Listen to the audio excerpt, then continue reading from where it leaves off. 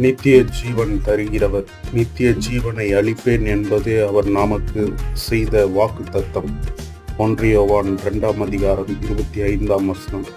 நான் அவைகளுக்கு நித்திய ஜீவனை கொடுக்கிறேன், அவைகள் ஒரு காலும் கெட்டுப் போவதில்லை, ஒருவனும் அவைகளை என் கையில் இருந்து பறித்து கொள்வதும் இல்லை. யோவான் 10:28.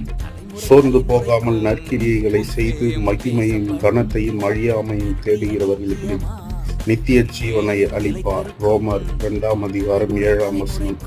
ஆதலால் பாவம் மரணத்துக்கு ஏதுவாக ஆண்டு கொண்டது போல கிருபையானது நம்முடைய கர்த்தராகிய இயேசு கிறிஸ்துவின் மூலமா நீதியினாலே நித்திய ஜீவனுக்கு ஏதுவாக ஆண்டு கொண்டது.